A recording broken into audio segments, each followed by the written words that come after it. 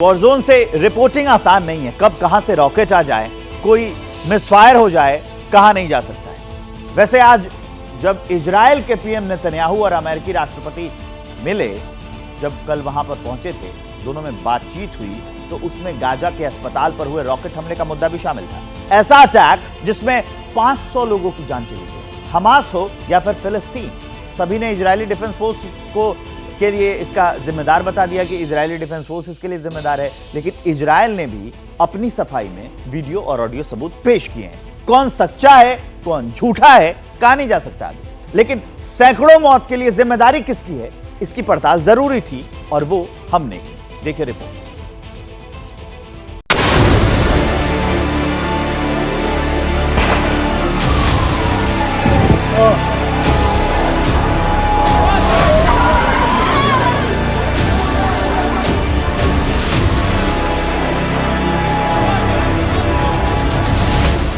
Gaza शहर का एक अस्पताल शमशान बन गया। एक दो नहीं, करीब 500 लोग मौत के घाट उतार दिए गए।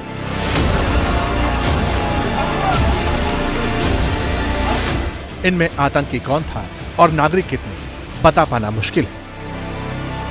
अस्पताल में मातम है, दर्द है, पीड़ितों की सिसकियां हैं और कभी ना भरने वाले जख्म। गाजा के बाशिंदों को इस तरह के रॉकेट अटैक झेलने की आदत है, लेकिन मंगलवार शाम जो कुछ हुआ वो रूह कपाने वाला था।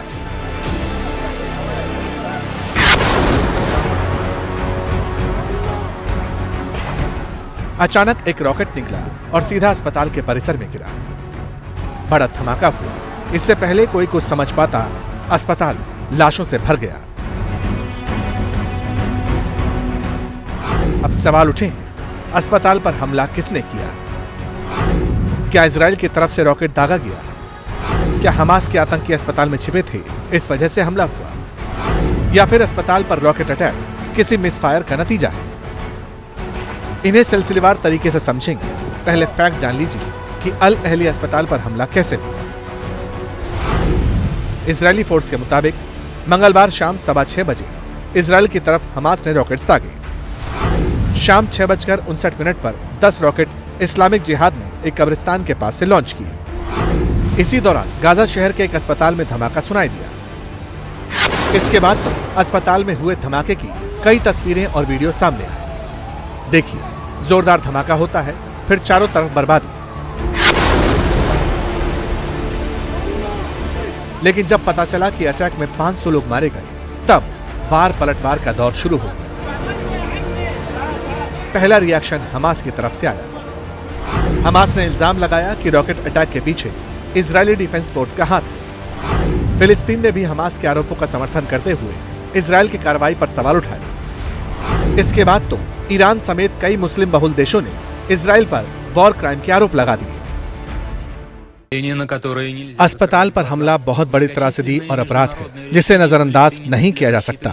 हमारे लोगों की सुरक्षा के लिए कई अंतर्राष्ट्रीय फैसले लिए गए हैं, लेकिन उन्हें लागू नहीं किया गया है, क्योंकि संयुक्त राज्य अमेरिका उन्हें लागू नहीं करना चाहता है। यह आक्रामकता रुकनी चाहिए। इजराइल ने सारे आरोपों को सुना और फिर अपना पहला रिएक्शन दिया। डिफेंस फोर्स के प्रवक्ता सामने आए, कहा कि हमला कैसे हुआ, किसने किया, जांच कर रहे हैं। चूंकि काफी हवाई हमले हो रहे हैं और इस दौरान कई रॉकेट्स मिसफायर भी हो जाते हैं, जो हमास की तरफ से दागे जाते हैं और फिर हमास की तरफ से झूठी रिपोर्ट दी जाती है। हम सारी डिटेल्स इकट्ठा कर रहे हैं और फिर जवाब पब्लिक के सामने रखेंगे। अल अहली अस्पताल पर रॉकेट अटैक को लेकर इजराइल का यह पहला ऑफिशियल स्टेटमेंट था, लेकिन इसके बाद जिस तरह से मुस्लिम देशों के लीडर्स के बयानात आए, उससे ऐसा लगा कि अटैक के पीछे इजराइल का ही हाथ है। अस्पताल के डॉक्टरों ने भी इजराइल की कार्रवाई पर सवाल उठाए। आज बमबारी से पहले इजराइल ने हमसे कहा, हमने कल आपको 2 बमों से चेतावनी दी थी, फिर भी आपने अभी तक अस्पताल खाली क्यों नहीं किया है? इस बीच इजराइल ने अपनी तफ्तीश शुरू की और फिर पब्लिक के सामने ये बात कही कि हमले के पीछे हमास नहीं, बल्कि हमास जैसे ही एक और संगठन इस्लामिक जिहाद का हाथ है। सोशल मीडिया पर खुद बेंजामिन नेतन्याहू ने यह लिखा। उन्हीं की बात इजराइल डिफेंस फोर्स ने दोहराई। खुफिया जानकारी के मुताबिक हमें पता चला है कि ये इजराइल पर एक नाकाम हमला था जो अस्पताल की तरफ गिरा। इसके लिए इस्लामिक जिहाद जिम्मेदार है। इस दौरान अमेरिका समेत कई मुल्कों ने हमले पर चिंता जताई। कहा दोषियों को बख्शा नहीं जाना चाहिए, इजराइल को युद्ध नियमों का पालन करना होगा। सोर्सेस के मुताबिक इसी दौरान इजराइल ने वीडियो ऑडियो सबूत इकट्ठा किए। एक रॉकेट अटैक का वीडियो जारी किया जिसमें रॉकेट गाजा से निकलकर पास ही अस्पताल पर गिर जाता है और फिर दूसरे सबूत के तौर पर हमास के आतंकवादियों की बातचीत भी रिलीज की जिसमें दावा किया गया कि ये दोनों फेल हुए रॉकेट अटैक की बात कर रहे थे। ये पहली बार है कि हमने किसी मिसाइल को इस तरह गिरते हुए देखा है और इसलिए लगता है कि यह हमला फिलिस्तीनी इस्लामिक जिहाद का है। क्या वो कह रहे हैं कि यह हमला फिलिस्तीनी इस्लामिक जिहाद का है? इजराइल डिफेंस फोर्सेस ने कुछ मीडिया रिपोर्ट्स को भी शेयर किया जिसमें वो गाजा की तरफ से छोड़े गए रॉकेट के वीडियो दिखा रहे थे जिसमें एक रॉकेट नाकाम होने की बात कही गई। लेकिन कई लोग अब भी सवाल पूछते हैं।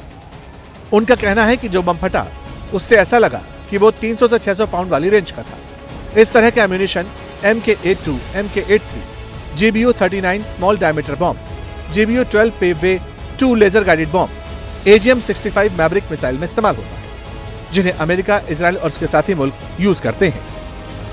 इजराइल के पास JDM रॉकेट है जबकि हमास के पास अल-कासिम और इसकी रेंज भी 10 किलोमीटर से लेकर 80 किलोमीटर और 160 किलोमीटर तक भी है और इससे भी बड़े पैमाने पर तबाही मच सकती है। इसीलिए रॉकेट किसका था, किसने फायर किया, अभी भी आरोप प्रत्यारोप के दौर जारी है। कोई जिम्मेदारी लेने को तैयार नहीं। मगर इसी दौरान अमेरिकी राष्ट्रपति जो बाइडेन ने हॉस्पिटल अटैक को लेकर इजराइल को क्लीन चिट जरूर दे दी।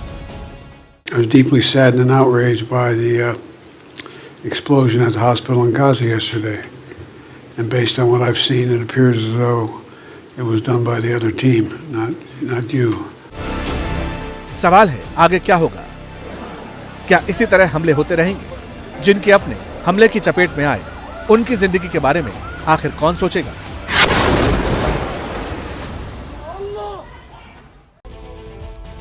जब प्रेसिडेंट बाइडेन इजरायल दौरे पर थे तो रिपोर्टर्स का मूवमेंट भी रोक दिया गया। जो जहां था वहीं रहा, लेकिन अब वॉर जोन से रिपोर्ट जारी है। दूसरी तरफ फिलिस्तीन में भी हमारी टीम पहुंची है। अभिषेक उपाध्याय 2 दिन से वेस्ट बैंक में, आज उन्होंने गाजा क्राइसिस पर कई लोगों से बातचीत की है। वो रिपोर्ट आपको दिखा देंगे। फिलिस्तीन की राजधानी कहे जाने वाले रमल्ला में इस समय गाजा से आए हुए काफ़ी लोग मौजूद हैं।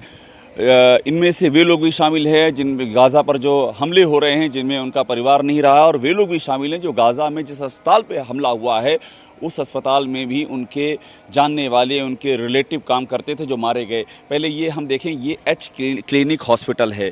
इस अस्पताल को दिखाना इसलिए ज़रूरी है, ये रामल्ला का बड़ा अस्पताल है और इसको दिखा मैं इसलिए रहा हूँ क्योंकि यहाँ पर इलाज कराने के लिए गाज़ा से काफ़ी लोग आए थे 7 अक्टूबर के पहले, जब 7 अक्टूबर को अटैक हुआ है, और वो किस तरह से यहाँ पर उसके बाद फंस गए हैं। और उनके परिवार के लोग, उनका कहना है कि जो लगातार अटैक हो रहे हैं गाज़ा में, परिवार के लोग उनके मारे गए हैं और छोटे छोटे बच्चे हैं, इनमें बुज़ुर्ग हैं, महिलाएं हैं। देखिए, मैं उस जगह पहुँच गया हूँ जहाँ पर इनको रखा गया है। ये उस जगह की तस्वीर है।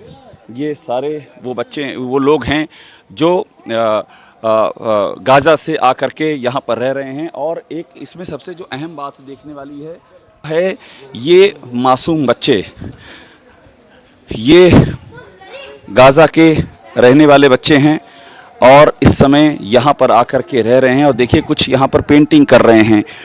इनको नहीं पता है कि गाज़ा में इस समय रक्तपात की पेंटिंग हो रही है इन मासूम। जैसे ही घड़ी का काटा दोपहर 2:30 पे आए, बबीता जी का दिल सास बहू साजिश के लिए मचल जाए। और ये है इनकी बहू, पूरे दिन ऑफिस की टेंशन हो जाए गॉन जब ये करें अपना फेवरेट शो फ्री टाइम पे ऑन। इनकी तरह आप भी देखें अपना फेवरेट शो अपने टाइम पर और डाउनलोड कीजिए ABP लाइव ऐप अपने स्मार्ट टीवी पर।